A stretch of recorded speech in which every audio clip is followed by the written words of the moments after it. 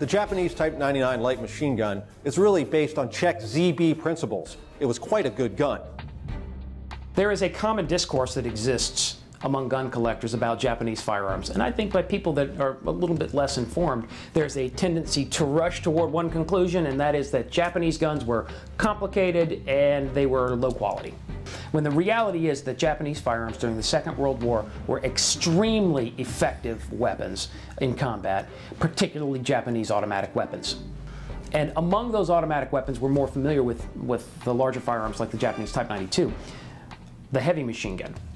But in addition to that, the Japanese fielded two specific light machine gun examples, the Type 96 and the Type 99. And both of those firearms create massive headaches for the American military throughout the course of the years from 41 to 45, to put it mildly.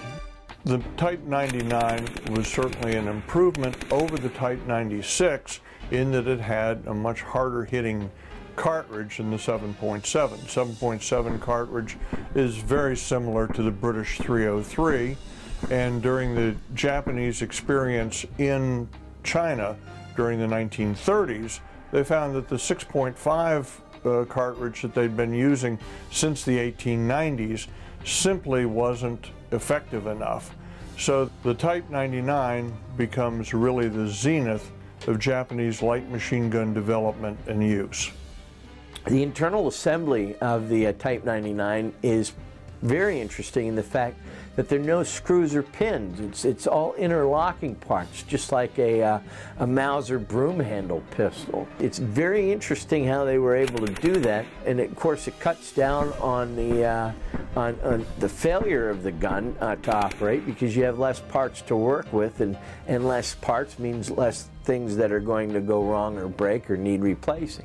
And in the case of the Japanese 99 type machine gun, it's a significant advantage over a lot of their contemporaries.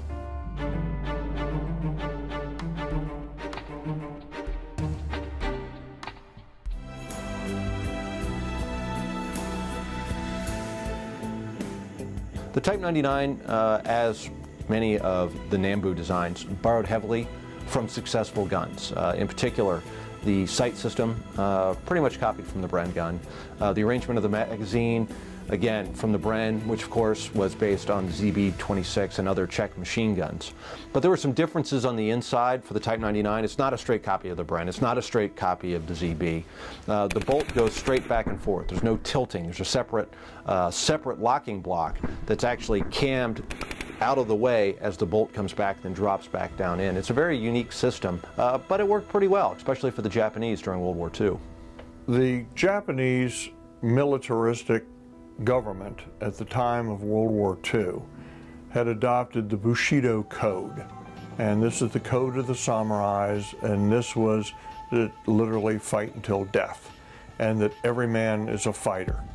And in order to follow this with your light machine gun, this is why these machine guns were fitted with bayonet attachments and bayonet lugs, so that in any of these bonsai type charges that the individual machine gunner was also a man using cold steel. The Japanese would ultimately use these Type 99 light machine guns in great numbers with great effect against U.S. forces during the war, but not in the aggressive attack and die kind of structure that they had experienced against Chinese forces prior to Pearl Harbor. Because not long after Pearl Harbor, in fact within the first 6 months of the war in the Pacific, the tide turns, where U.S. troops are bringing the battle to them, and they simply prepare fighting positions and fight to the last man. And what that meant was a very large number of American soldiers, Marines, sailors, Coast Guardsmen went into the mouth of the guns, and they very often faced the Type 99 light machine gun.